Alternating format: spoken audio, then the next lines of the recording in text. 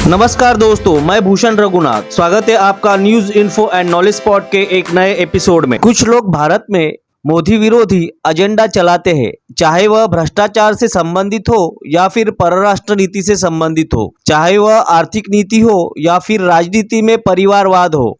इसी को मद्देनजर रखते हुए सारी एंटी मोदी और एंटी बीजेपी पार्टियां एक मंच पर आई है। लेकिन पंतप्रधान मोदी की गूंज जो पूरी दुनिया में भारत का लोहा मनवा रही है, वह भारतवासी खुले आंखों से देख रहे हैं। इसलिए अपोजिशन की दाल तो गलने वाली नहीं है, यह साफ दिख रहा है। तो चलिए देखते हैं क्या सोचती है दुनिया भारत के बारे में।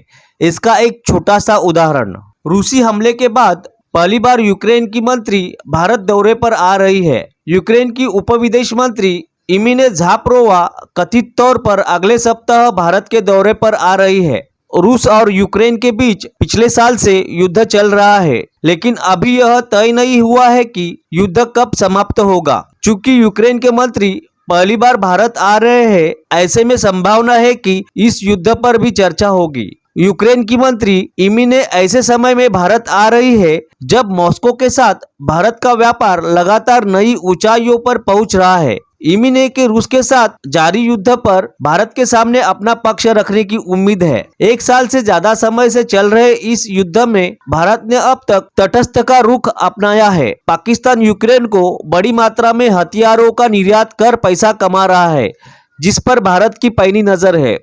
भारत ने बार बार कहा है कि शांति और संवाद ही आगे बढ़ने का रास्ता है। भारत में दो प्रमुख थिंक टैंकों के साथ यूक्रेन के मंत्री इस कार्यक्रम में भाग लेंगे। भारत पिछले एक साल से यूक्रेन को मानवीय सहायता प्रदान कर रहा है। अभी तक राहत सामग्री की 10 खेप भेजी जा चुकी है। इस सहायता में कई आवश्यक दवाएं और चिकित्सा उपकरण शामिल है। यूक्रेन ने पिछले साल अपने राजदूत को वापस बुला लिया था और अब तक कोई नया राजदूत नियुक्त नहीं किया गया है। प्रधानमंत्री मोदी ने यूक्रेन के राष्ट्रपति के साथ टेलीफोन पर चर्चा की। भारत का दुश्मन पाकिस्तान पश्चिमी देशों के जरिए यूक्रेन को हथियार और गोला बारूद की आपूर्ति कर मोटी कमाई कर रहा है।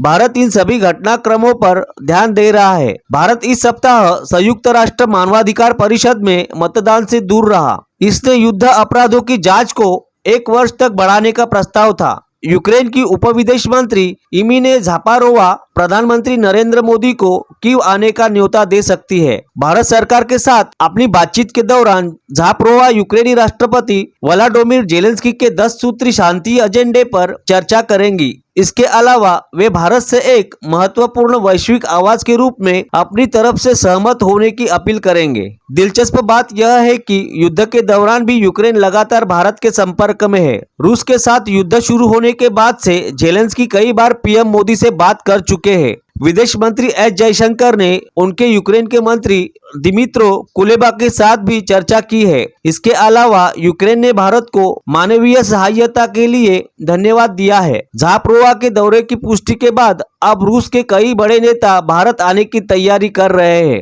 रूसी विदेश मंत्री सर्गेई लावरोव भी 5 मई को एससीओ की बैठक में शामिल होने वाले हैं। रूस के राष्ट्रपति व्लादिमीर पुतिन जुलाई में भारत दौरे पर आएंगे। यूक्रेन की पहली उप विदेश मंत्री इमिने ज़ापरोवा सोमवार को भारत आएंगी। वे 4 दिनों तक देश में रहेंगी। 39 साल की ज़ापरोवा 2020 में यूक्रेन की मंत्री बनी। ज़ापरोवा राजनीति में आने से पहले एक पत्रकार थी। वह क्रीमिया रियलिटीज न्यूज चैनल में न्यूज एडिटर थी।